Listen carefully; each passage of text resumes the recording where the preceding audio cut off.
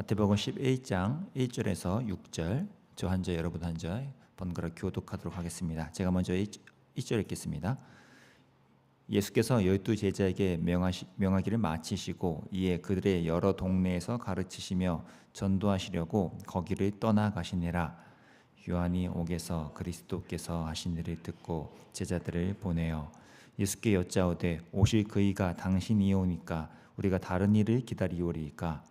예수께서 대답하여 이르시되 너희가 가서 듣고 보는 것을 요한에게 알리되 맹인이 보며 못 걷는 사람이 걸으며 나병 환자가 깨끗함을 받으며 못 듣는 자가 들으며 죽은 자가 살아나며 가난한 자에게 복음이 전파된다 하라. 누구든지 나로 말미암아 실족하지 아니하는 자는 복이 있도다 하시니라. 아멘. 오늘 본문은 예수님이 제자들과 함께 이제 온 동네 지역으로 조금 더 적극적으로 사역을 재개하고 계시는 것을 보게 됩니다. 예수님 개인 혼자만이 아니라 이제 제자들을 이제 파송하고 또 함께 움직이시면서 뭔가 대대적인 움직임이 좀 일어나는 것 같은 흐름이 일어나고 있죠. 근데 그 사역의 소식에 대해서 한쪽에서는 뭔가 좀 마음이 불편하고 좀 답답한 마음으로 이게 맞나 싶었던 한 사람이 있었던 거로 보이는데 바로 세례 요한입니다. 이 세례 요한이 누굽니까? 아주 분명하게 예수님이 하나님의 아들이심을 알았던 사람이고 또 성령과 불로 세례를 주시는 분이 바로 이 예수님이다라는 것도 단번에 알아서 그렇게 선포했던 사람이며 또 심지어 자기 제자들 앞에서도 아예 대놓고 저분이, 저 예수라는 저분이 하나님의 어린 양으로서 이 세상에 오신 분이다라고 말할 정도로 아주 예수님에 대해서 아주 확고한 믿음을 갖고 있던 분입니다. 그래서 자기는 쇠해야 하겠고 예수님이 흥해야겠다고 아주 단언할 정도로 예수님에 대한 기대와 확신으로 차 있던 그 사람이죠. 그렇기 때문에 그런 확신 속에서 이제 로마 제국의 당시 앞잡이였던 이 헤롯 안티파스가 자기 동생의 아내를 취했을 때에도 두려움 없이 그거에 대해서 지적하고 그것이 잘못됐으면 그 하나님의 심판을 경고할 정도로 아주 담대하게 사역을 했던 사람이죠.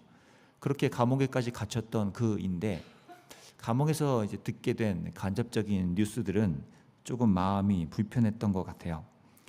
그렇게 기대했던 예수님이 사역을 하신다는 건 들었지만 그분이 하시는 사역의 내용이 여간 좀 이상하게 느꼈던 거죠.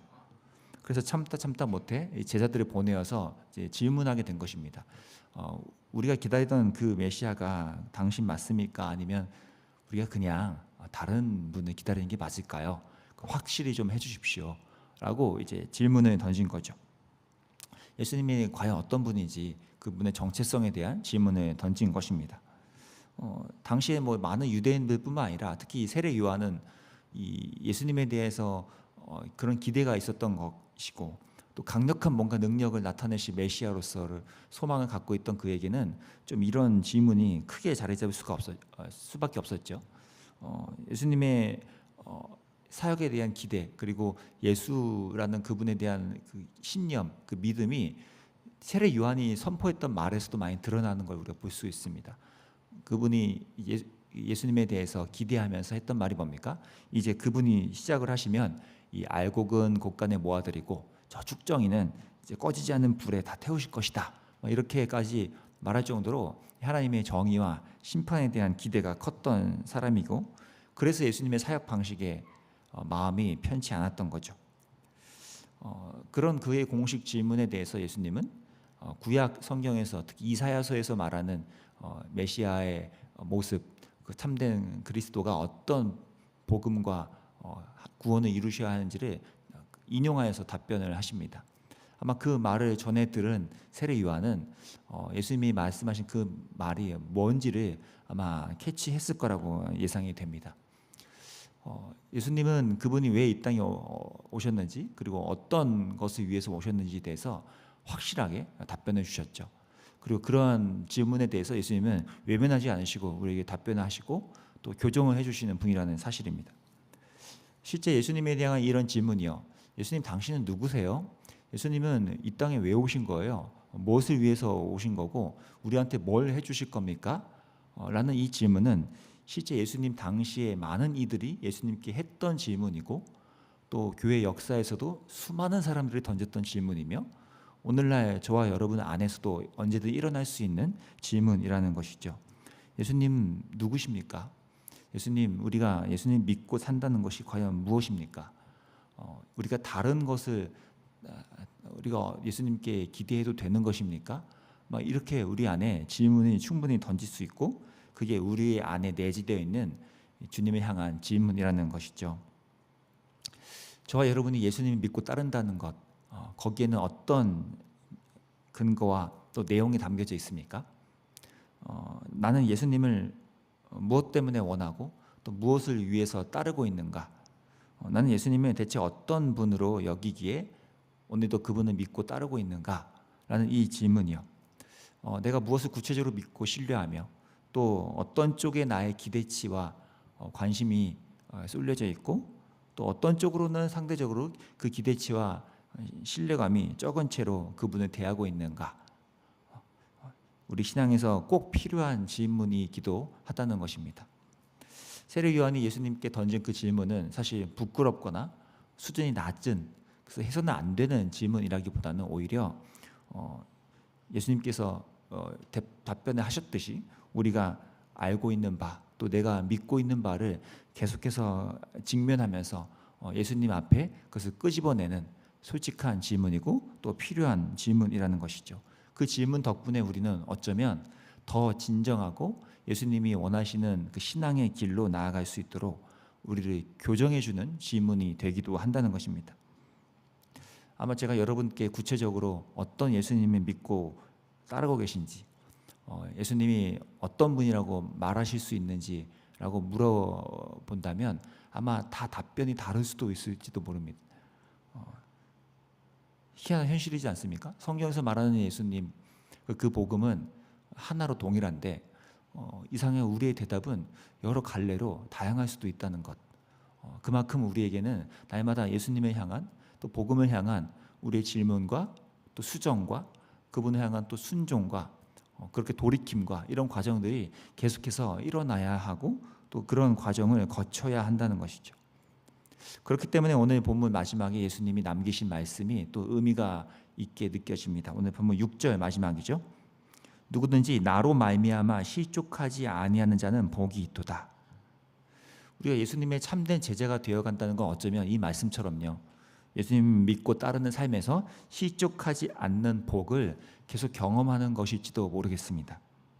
나의 호불호에 따라, 나의 가치 판단 기준에 따라, 나에게 익숙했던 경험 세계나 나의 감정에 따라, 나의 기본 상식에 따라 예수님을 그려보고 또 예수님이 나에게 이렇게 해주리라고 기대하고 이런 것이 아니라 성경에서 나오는, 성경에서 말씀하시는 예수님께 나의 삶을 계속해서 맞춰가면서 그 실족하지 아니하에 가는 것, 실족해 가는 횟수들이 점점 줄어들고, 내가 그려놓은 예수님의 그림과 성경에서 그리고 있는 예수님의 그림이, 그 간극이 점점 좁혀져 가면서 내가 예수님 때문에 오히려 더 기쁘게 그분을 따를 수 있고 순종하게 되는 것, 그것이 우리에게 참된 복이 되는 것이라고 성경은 말하고 있죠.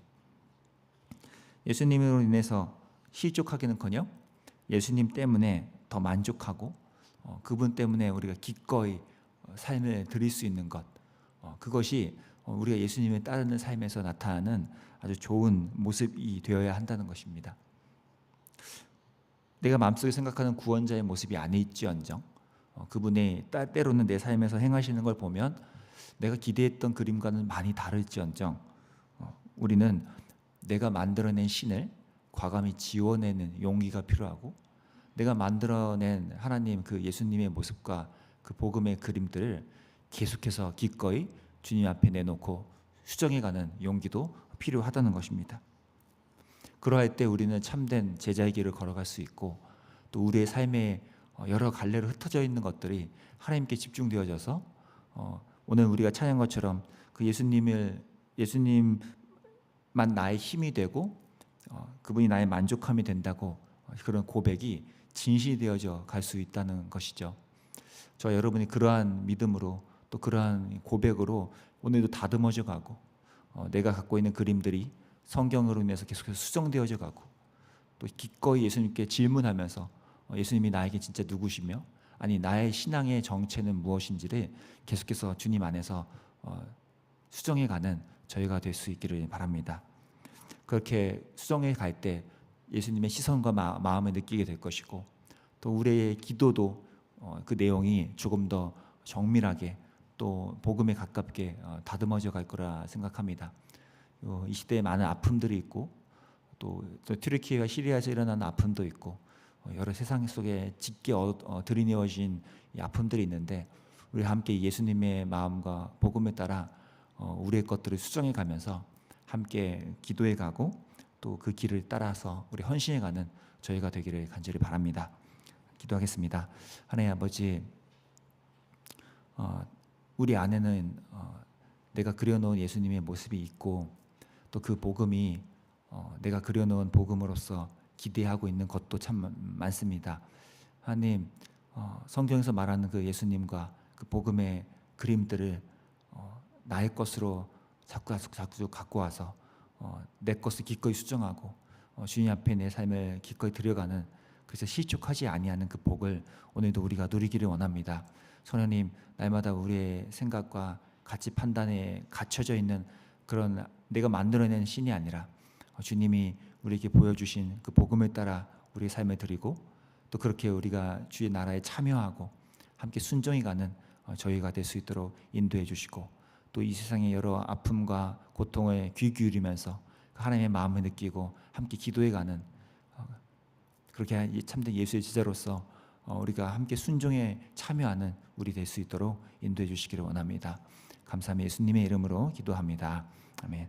두 가지 놓고 기도합시다. 주님, 우리 안에 있던 그림들이 예수님의 복음 안에서 계속 수정되어져 가고 세례 요한과 같은 질문이 오히려 우리의 삶을 교정해주고 더욱더 주님께 가까이 나아가는 질문이 될 수 있도록 인도해 달라고 성령께서 오늘도 우리를 그렇게 정밀하게 다듬어 가 주시기를 기도해 주시고 또 하나 이 시대의 아픔과 또 고통들에 같이 하나님의 마음으로 기도하고 또 중보 동참하는 저희가 될 수 있도록 함께 기도하면서 또 우리 다음 세대 이번 수련회도 진행되는데 그 가운데서도 하나님의 특별한 은혜가 우리 아이들에게 허락되어져서 이 성경에서 말하는 예수님을 그들이 경험하고 만날 수 있도록 인도해 달라고 또 함께 중보하면 좋겠습니다. 함께 기도하겠습니다.